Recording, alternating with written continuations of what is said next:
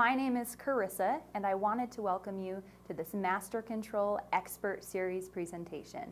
You're about to hear from a subject matter expert who will provide valuable information from their industry and work experience. Plus, to enhance your educational opportunity, we have set up a LinkedIn group where you can join the conversation, ask questions, and interact with the presenter. This is an amazing opportunity to get direct access to an expert in their field. And now, the presenter. Hello, my name is Ken Peterson. I'm with MasterControl, their Director of Quality and Compliance Services, and welcome to the second presentation in a three-part series on quality event management and the CAPA system. Today's presentation, Taking Effective Actions. As we look at where we want to go this time, let's take just a moment to calibrate with where we've come.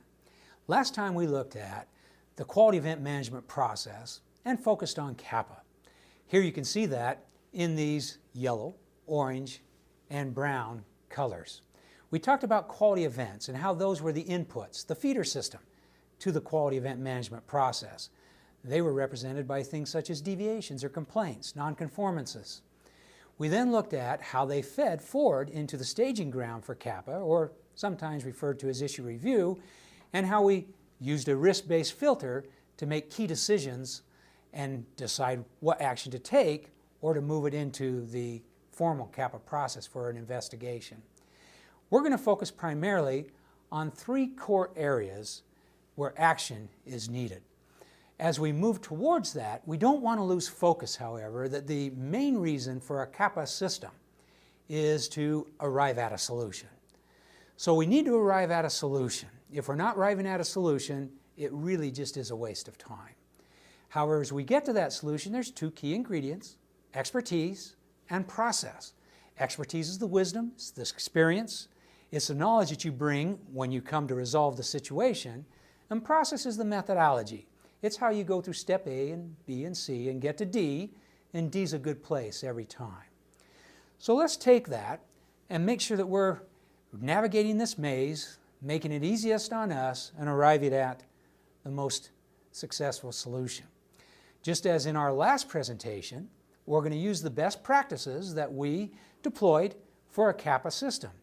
You'll remember that a key process, having a methodology that the second one will accept all inputs, whether it be a complaint or an audit finding, all the different inputs, all the different deviations that can come forward is really key. We then take those and we use a risk-based filter in order to avoid death by CAPA. We want to make sure that we're spending our time where we're going to get a significant return, and also where we're using good compliance skill set knowledge to make sure that we stay within the CAPA regulation that's imposed upon us. We also want to make sure that we're efficient. That means we're going through a lot faster than we used to, and that we're effective, that we get the very best action possible. As we continue to look then at the CAPA process, we're going to pick up with the first key ingredient to being successful, and that is having the right action or the best solution. And there is better solutions than others. We'll talk about how to arrive at the most significant one. And then we'll also start to set the stage for the third presentation, which delves more into meaningful analytics and how we use this information well past this immediate situation several months into the future to make other key decisions. In essence, friends, in our flow chart here, we can see again that yellow representing those key inputs. That input might have been represented such as a complaint. And we're going to look at key decision points, 3 of them to be exact, through this process. The most simplest place to make a decision is at the department level, wherein that, for example, complaint may have been initiated. If we can resolve that with a correction or a containment action because it doesn't warrant further investigation, we want to do that previous to taking it into the formal CAPA process. As we move forward, we can see that in that lighter orange color, what we have primarily as an action that we'll examine will be a containment action. This action addressing, again, primarily the symptoms or the immediate response to what has gone wrong. And then, as warranted, we take it into the darker orange color, and we'll be talking a good deal today about the right corrective or preventive action, and importantly, how do we deploy or implement those actions effectively? Given that our focus is on the actions and what action we should take, we then consider that risk scale and the color coding that then gave to us. You'll remember that the green was acceptable, the yellow was undesirable, and the red was unacceptable. And these three colors help us determine what kind of action is going to be needed based on the quality event. That is very helpful because if we know where we have to end up, then we can deploy the right action in a safe and effective manner. Let me give you an example. Let's look at the first one. If we have something that's coming up green, we actually have the opportunity to take no action. And we consider no action as an action in the sense that we are still watching it, we're recording it, we might track it, but we're waiting to actually deploy some kind of action. The next one is where we're starting to see some yellow in that scale up above. And we look at corrections or a containment action. Now folks, bear in mind that a containment action is immediate in its scope. It deals with the existing situation, and it allows us to take the symptoms, bring them into a manageable area, and be able to operate within our targets, our production quotas, whatever it is that we're looking at, the safety, the regulatory elements, and do it in a safe manner. We're not doing an investigation. If we move forward and we want to know what the root cause is, then we would have a corrective response. And a corrective action then needs to eliminate the root cause. There is a one-to-one relationship there. The key being reoccurrence. We're keeping that cause from reoccurring. And then as we advance further up into the right corner of that chart up above, we would then be looking at situations where preventive action is also needed, where we would look into the future. So corrective action focused on the past, something went wrong, we're going to do something about it. Preventive action focuses on the future, something could occur, is likely to occur, and we're going to determine what that potential problem is, its likely causes, and how we would intervene before it does indeed occur. So we would be dealing more with occurrence versus reoccurrence. Selecting the best action, selecting the best solution. If we're in the CAPA process, we will be, at a minimum, looking at root cause removal. And so our solution must eliminate the root cause. Some things that we have to consider. First, do I need several components to achieve complete removal? Bear in mind that many situations today are complicated, they're complex. And so we may have several variables that make up that corrective response. And as we look at those different variables, we need to make sure that we've got all of them tied into a nice bundle as we push that action forward. We must also look at, will this solution completely remove the cause? We hope that it will, but occasionally there might be some intervening factor that it does not allow complete removal. Perhaps the best we can do is 90% or 85%. We then have to ask ourselves, is this good enough? Will this take us into a place where we are still in a safe harbor? And so there are times where we may not be able to remove entirely the root cause. The next one is, will my solution cause other problems? Bear in mind that a corrective action is oftentimes a change. And we're going to need to consider, how will this change affect other elements downstream in the process? How will this corrective action involve other departments? We're going to have to consider how this solution may potentially cause other problems. And we'll talk about prevention as one element to deal with that later in the presentation. And then lastly, how smart is it? We're going to give you a wonderful little formula called SMART, which if used will nearly ensure that you will come up with a good corrective response nearly every single time. Selecting the best action. Well, the first thing that we need to consider is every solution has a cost. As we identify the constraints, the regulations, the requirements, the restrictions, there are certain things that are absolute, that we cannot manipulate or get around, and we have to know what they are. It's a good idea to bring the right individuals in that might help us see past a blind spot so that we can recognize these. But we also must consider things such as budget, timing. How fast does this have to be deployed? Do we have a little bit of time because perhaps the line is shut down and we've got some reprieve there? Production requirements, regulatory requirements, customer requirements. These can be elements that are imposed upon us that we have to take into account when we select our path forward as well. It's easiest for me to determine the best action by thinking of the 1, 2, 3s. The first one is know your criteria. As I mentioned earlier, some of these are absolute. They may be deal breakers. They may be things that, in my mind, are limits. They could be mandatory criteria such as the requirements or the restrictions, the regulatory constraints. And then you have desirables. Desirables are elements that would help you with the performance or the acceptance, make it easier for a user to deploy this particular action. It might be something that would be less expensive versus highly expensive. And so desirables also feed into our selection process. Second, very key, is acceptance. Who do you need to involve? Have you brought the right team together? Who needs to be in this process of building this action or deploying and accepting the action? So we will talk about who, and acceptance is a key element. The third one, what is the most important? Now both are important, speed and effectiveness. However, sometimes, given the situation, we have to move quicker and we might have a potentially less effective solution because of speed. If I had to pick one, generally I let effectivity trump speed. But sometimes it doesn't always work out that way. One of my favorite sports is football. If you think about a situation, perhaps the end of the game, you've got 30 seconds left, we're down by a couple of points, we've got a great team, they're on the line, everybody knows what it is they're supposed to do, but we also have an opposing team, and that somewhat represents the environment, the customer, management, product quotas. There's other things that are influencing this action that we want to deploy.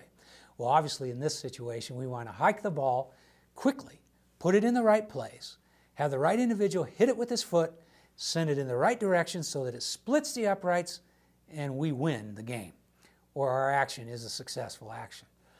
However, if we're too slow getting the ball in the right place and those outside influences come in and collapse our action, we'll never get an opportunity to be effective. However, if we go too fast and we fumble the ball or make a bumble, we may not be able to get the foot in the right place. And so typically it's a balance, but we have to consider both speed and effectivity if we're good at deploying the action. However, it all leads up to what? You got to make a decision. And sometimes there's a few different alternatives that will get us to the same place. Other times there's not. We just have one path to chase. Timing is important. However, that action, bear in mind, must always satisfy the absolutes. Those are elements that you cannot fudge or manipulate. And if it doesn't, you need to adjust that action so that it does. Otherwise, you're just going to have potential problems, an upset and frustration later in the CAPA process as you deploy it. Try to have your action so that it meets as many of the desirables as possible. And listed with number 3, if you've got several very expensive actions that you may have to deploy or are considering amongst them, rank your desirables so that you can look at them for further separation and clarification. Sometimes bring a team in or take them to management and get management's input or your customer's input or your supplier's input so that you can make the best decision with that clarification. And lastly, always, if it's a high impact situation, consider any risks inherent in that action or that solution. Now is a better time to think about potential problems and what we might do with them than later on after they've already occurred and we're trying to mitigate the impact or put the fire out. As we make the right decision then, the easiest thing to do, I think, is to use this SMART. Now SMART has worked for me, perhaps it'll work for you. SMART actions are these: specific, measurable, aligned, realistic, and time-bound. Let me give you some examples. By specific, we're talking about, is it articulate? If I read your action, your corrective response, is it easy for me to understand what you're trying to accomplish? Are you measurable? Have you written this so that I can put it into verification and validation, and I'll be able to easily confirm that this action is indeed solving the problem?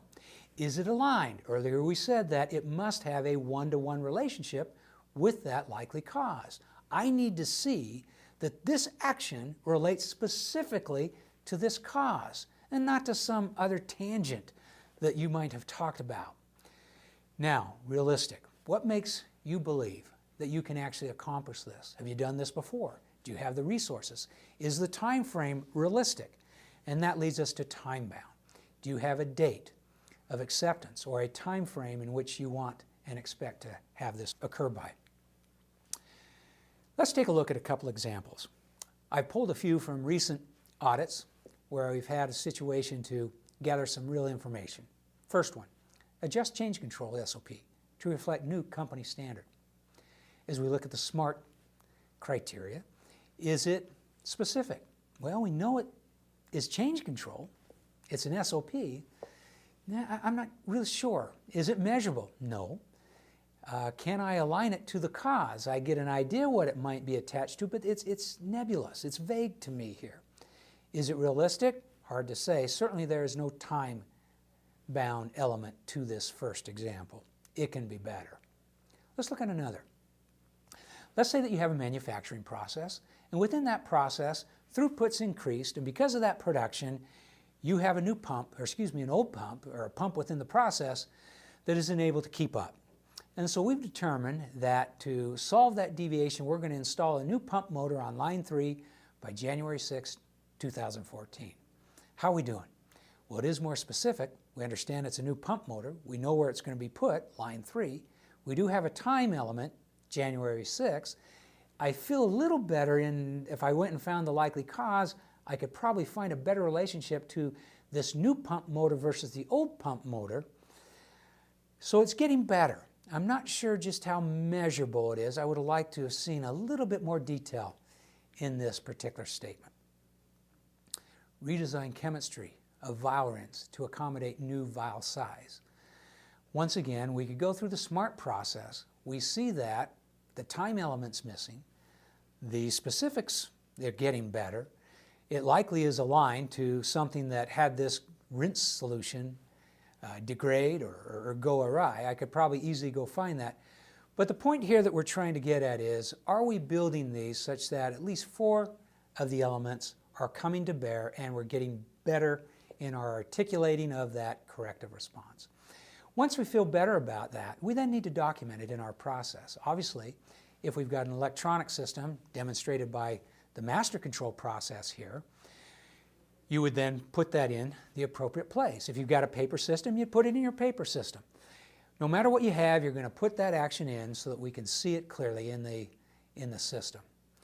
And then as we move forward in the process, we might also have a need for preventive action. So let's talk a little bit about preventive action now that we understand corrective quite well. Preventive action is a different type of action because, as earlier we said, it focuses on the future.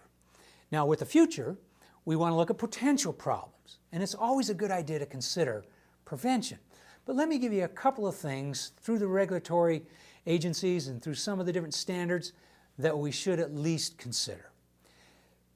If we look at the first one here, how will my corrective action affect the process or any other aspect of use downstream? Bear in mind that if we link back to the corrective action, we said that that corrective action is in essence a change. And that change likely will cause a ripple downstream. And so we need to consider, are those ripples or those major waves?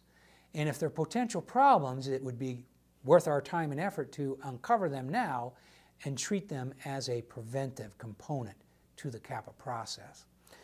Another one is we want to take this knowledge that we're acquiring as we go through this corrective response, and if we can, let's take this expertise, this experience, and apply it to a problem that could occur in another similar likely place.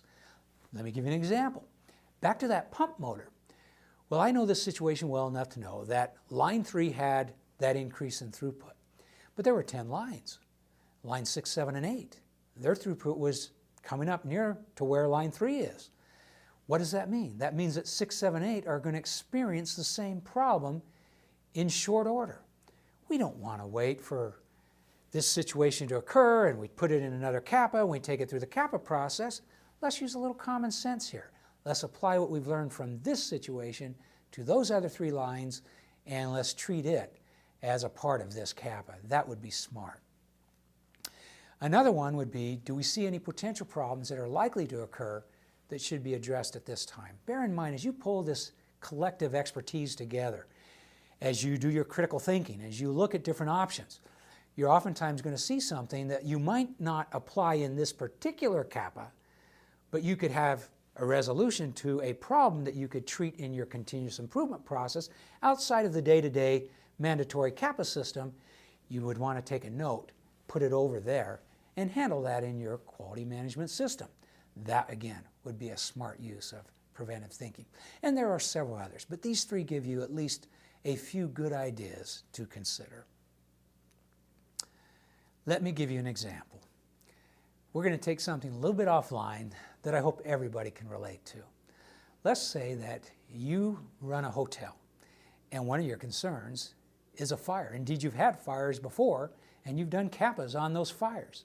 And you've got a good sense of what causes fires. In fact, there's a lot of research that's been accumulated through the years, and we could even go back into last year's report and we could determine what many of those likely causes are. One thing that we need to determine, or consider at least, is timing is everything when we look at prevention. So if we look at prevention, we would want to think ahead of time, what are the potential problems? That way we could then say, well, let's use some expertise. What were the likely causes? We could use research. We could use some pre-existing CAPAs. We could use some of those reports. And it just so happens that one of the most likely causes is candles. Now candles, when I first saw this, I thought, well, gee, it's got to be smoking, or it's got to be a terrorist activity. It's got to be something other than candles. Candles actually happen to be the #1 cause last year. And as you think about that, they bring the candles in, maybe for a special event or a special occasion, and that candle goes awry and it starts a fire. What would be the cause of that? Some of these hotel organizations, particularly a couple that I studied out down in Latin America, have done things as simple as ask at the front desk, do you happen to have a candle for a special event? And they collected those candles and then gave them back as the people checked out. That simple action reduced fire in those hotels by over 40%. That is significant. We also could think of the likely causes of smoking. We could think of the likely causes of other issues. And we would want to then identify those causes and say, what could we do to drive the probability out or eliminate that likely cause altogether, thus keeping it from happening and ever getting the problem. And thus, timing is very important because we want to do this ahead of time, not after the problem has already occurred. Another element to the preventive action is examine each cause and identify how you would prevent that potential problem from occurring within your specific CAPA that you're working on. So this would be related back to the potential problems that you've identified and make sure then that you make them part of your action plan. Lastly, select those high impact areas. If you've got several, you can't work on all of them. Take and select those where there is a significant impact and then try to reduce the possibility of occurrence as best you can. Drive it into a more manageable area. Well, folks, now that you've got your corrective and preventive actions, whether simple plan or detailed plan, you now have to get these things implemented. So how do we go about getting them accomplished? A couple of things to consider. First, communication is very important. Who's this action going to move forward to? Who needs to be in the know? Does a customer have to give some feedback or input? Make sure that we're considering who has to be in the know and who we need to communicate with. The next one is required resources. Will we have to involve other departments? Are we going to need to be able to bring in resources perhaps in a situation where we have to acquire them or even purchase them in order to deploy this? You want to look at, do we have the resources available to pull this off? Third, approvals. Who needs to be in the approval process? Is it immediate management? Can I approve this myself? Or, because of budget, does this have to go up to maybe a senior vice president? Do we have to have regulatory approval or oversight approval? Do we need to get our physician to approve this? Make sure you're considering who needs to be in the approval process. And then a timeline. When does this need to be accomplished by? Let's make sure that we're meeting that speed factor, the efficiency factor, and not going too far past that timeline such that we start impacting other things negatively as we roll this out. Another thing to consider in the timeline is leaving CAPAs open too long. If we don't deploy in a quick and timely manner, what we in essence do is leave ourselves open to a negative audit because our resolutions, our solutions are too slow to deploy. And that's not a good thing. That's never a good thing. As you can see here once again on the document, one of the things that is good to have in that document is a section where you actually check in with your customer or supplier. In the MasterControl process, you can see that here is an opportunity for that to occur and for the customer to actually accept the corrective action or to provide input, something that I don't always see in other organizations' CAPA process. As we move forward, and as we look at collective wisdom, what does some of that collective wisdom suggest? Well, it's time to plan.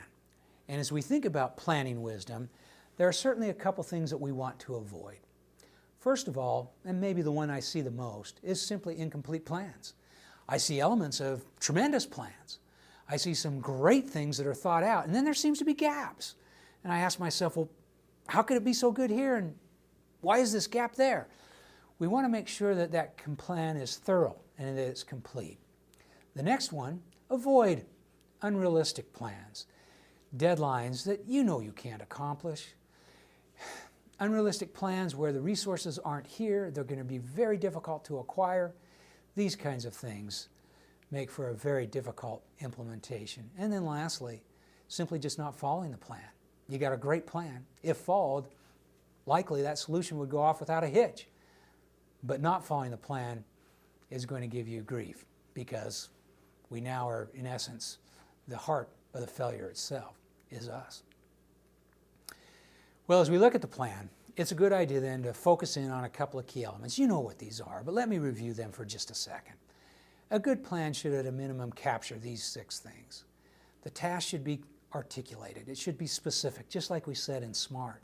We need to make sure that there's an owner, and that owner has been communicated to, and that owner accepts it. There needs to be a due date, so there's a timeline, and that timeline needs to be not only given, but negotiated.